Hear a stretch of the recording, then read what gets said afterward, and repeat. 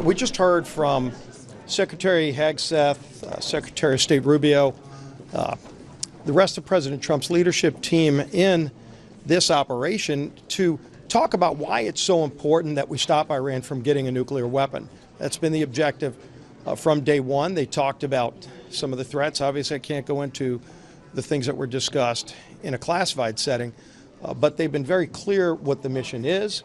And of course, we know they complied with the War Powers Act, which some previous administrations didn't even do, but President Trump has done that, and he's operating under his legal authority to keep America safe from the threat of a nuclear Iran. And let's not forget that this is a regime that has killed hundreds of Americans over years, over decades.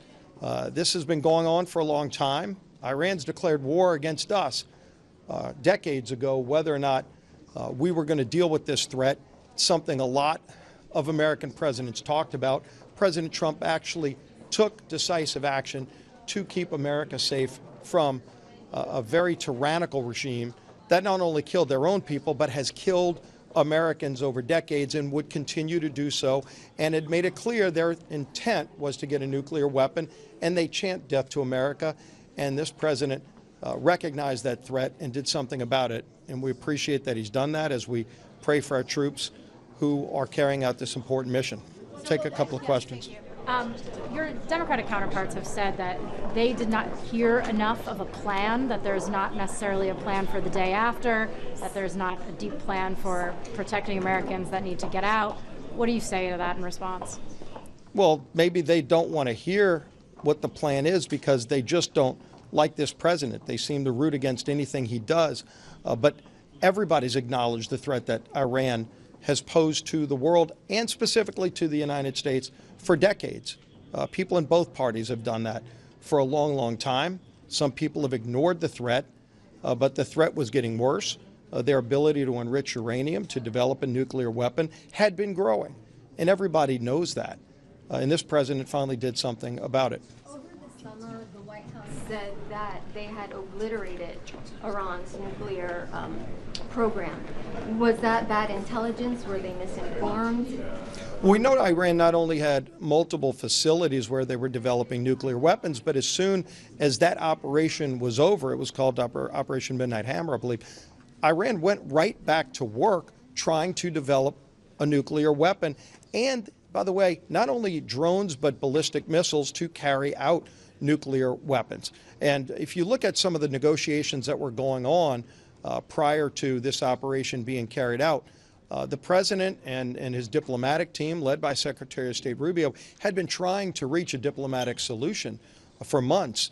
And Iran had taken every ability to negotiate, for example, enriching uranium off the table, the delivering of ballistic missiles off the table. They made it very clear they had absolutely no intention of stopping the push, the mad rush to get a nuclear weapon. So even though that operation was successful, they went right back to work trying to develop a nuclear weapon and enriching uranium, and they had multiple locations where they were doing that. Was there a request for a supplemental, and could the House pass one? There was early talk of a supplemental, but we're not at a stage where any of those numbers could be discussed.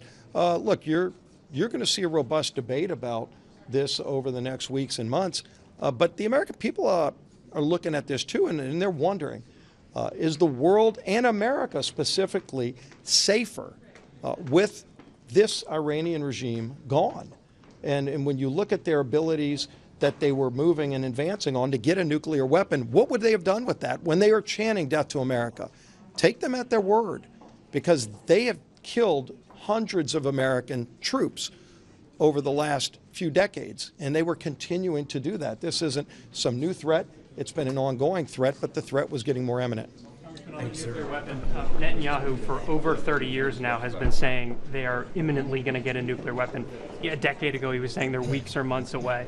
Anthony Blinken, Biden's Secretary of State, said they are weeks away. So for decades, they've been apparently weeks away. So how do you expect Americans to believe now that this was actually the time when they were about to get it and we struck at the perfect moment? I don't speak for other countries, but if you listen to what President Trump has talked about, our intelligence has shown that Iran had become very close to being able to deliver nuclear capabilities. And after Midnight Hammer, they still were pursuing nuclear ambitions to go and kill them and do harm to Americans.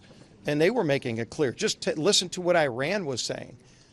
They were telling you what they wanted to do. And again, these are the same people that were chanting death to America, because that is what they wanted to do with nuclear weapons. And that's why President Trump has made it clear you cannot have a world where Iran has a nuclear weapon, because yes, they're a threat to a lot of countries, especially in the Middle East region, but they're a direct threat to America, and they've killed Americans for decades, and they had no intention to stop.